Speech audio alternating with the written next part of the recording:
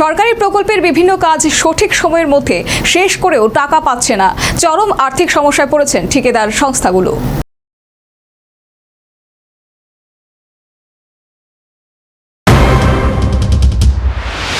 ভোটের আগে সমস্যায় পশ্চিমবঙ্গের তৃণমূল সরকার। জেলায় জেলায় সরকারি প্রকল্পে কাজ করে প্রাপ্য টাকা পাচ্ছেন না ঠিকাদার সংস্থাগুলি।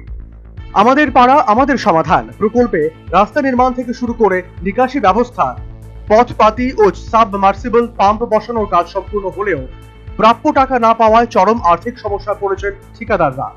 অভিযোগ, কয়েক কোটি টাকার বিল আটকে থাকায় ঋণের চাপে দিশেহারা হয়ে পড়েছেন তারা। জানা গেছে পূর্ব মেদিনীপুর জেলার এগরা 2 ব্লকে চলতি 2025-26 অর্থবর্ষে বিভিন্ন উন্নয়নমূলক কাজ ফেব্রুয়ারি ও মার্চের প্রথম সপ্তাহের মধ্যেই শেষ করার কথা। নির্ধারিত সময় অনুযায়ী ঠিকাদাররা মার্চের দ্বিতীয় সপ্তাহের মধ্যেই ব্লক অফিসে বিল জমা দেয়। তবে অভিযোগ, তৎকালীন বিডিও শঙ্কলিতা চন্দ্র সেই বিলগুলি পাস করেননি। আমাদের পাড়া আমাদের সমাধান মুখ্যমন্ত্রী যে প্রজেক্ট ছিল 25-26 ইয়ার, ওই প্রজেক্টে আমরা কাজ করেছি। ওই কাজগুলোর এখন পর্যন্ত আমাদের কোনো বিল 31 তারিখের মধ্যে অ্যাকাউন্টে যোগ হয়নি। আমাদের ওয়ার্ক অর্ডার দেওয়া হয়েছে মার্চ মাসেও কাজ করে আমরা 18 তারিখের আগে আমরা বিলগুলোকে সাবমিট করেছি ব্লকে। আমরা তারপরে কন্টিনিউ অফিসের সঙ্গে যোগাযোগ রেখেছি, না বিল হয়ে যাবে 31শে মার্চের মধ্যে তোমাদের বিল পেয়ে যাবে। লাস্ট পজিশন আমরা 31শে মার্চ পর্যন্ত আমাদের অ্যাকাউন্টে কোনো ক্রেডিট না হওয়ার জন্য আমরা 1-2 তারিখ নাগাদ আমরা অফিসে এসে যোগাযোগ করি, তখন আমাদের কোনো রকম অফিস সহযোগিতা করেনি। স্যার আমাদের বিলের কি ব্যাপার, আমরা ক্যাশ সেকশনে গেছি, না এখন আমরা কিছু বলতে পারবো না, এখন তোমরা যাও। আমি প্রায় 10 লাখ টাকা। আমরা পাড়ায় সমাধানের কাজ করেছি। পাড়ায় সমাধানে আমাদের সরকার মশাই টাকা এসডিও তে ঢুকিয়ে দিয়েছে, এসডিও ফান্ডে ঢুকিয়েছে টাকা। আমরা সেই জেনে আমরা কাজ করে দিয়েছি। কাজ করার পরে আমরা বিল লাগিয়েছি। বিল আমরা প্রায় 15 তারিখ থেকে, মানে মার্চের 15 তারিখ থেকে বিল আমরা কাজ কমপ্লিট করে বিল লাগিয়ে দিয়েছি।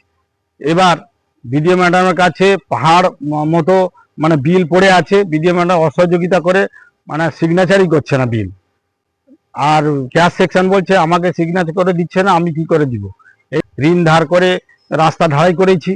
এই রাস্তা ধার করার পরে আমরা যাদের কাছে ঋণ ধার করেছি সাপ্লাইয়ার, তারা আমাদের উপর চাপ দিচ্ছে। আমরা বলেছি 31শে মার্চের মধ্যে টাকা দিয়ে দেবো, দাদা আমাকে দিন। এইভাবে আমরা নিয়েছি, ঋণ ধার করেছি, তো আমরা টাকা দিতে পারছি না। ওরা আমাদের বাড়ি যেতে যাচ্ছে, আমাদের অপমানিত করছে, আত্মহত্যা করার মতো একটা পরিস্থিতি তৈরি করে দিয়েছে। দাবি হচ্ছে, আমরা কিছুদিন আগে পাড়ায় সমাধান, রাস্তা, street light, solar, submersible pump এগুলো কাজ করেছি। 31শে মার্চের মধ্যে পেমেন্ট দেওয়ার কথা। বিডিও ম্যাডাম পেমেন্ট দিতে পারেনি এবং টাকা ঘুরে গেছে, আমাদেরকেও জানায়নি। আমরা ধার করে মহাজনের কাছ থেকে কাজ করেছি, পেমেন্ট দিতে পারছি না, ঋণে জর্জরিত। এইসব নিয়ে আমরা ভুক্তভোগী। চাইছি আমরা পেমেন্ট আমাদের দিক।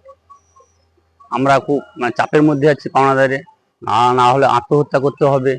এইদিকে 100 দিনের টাকাও আমরা পাইনি MGNREGA কাজ করে। সব দিক দিয়ে আমরা ধরা পড়ে গেছি। যারা কাজ করেছে তাদেরকে 31 তারিখের আগে কাজ করাতে বাধ্য করিয়েছিলেন বিডিও সাহেব। তিনি বলেছিলেন যে কাজ করতে হবে, অনগোয়িং করে দিতে হবে, কাজ করতে হবে।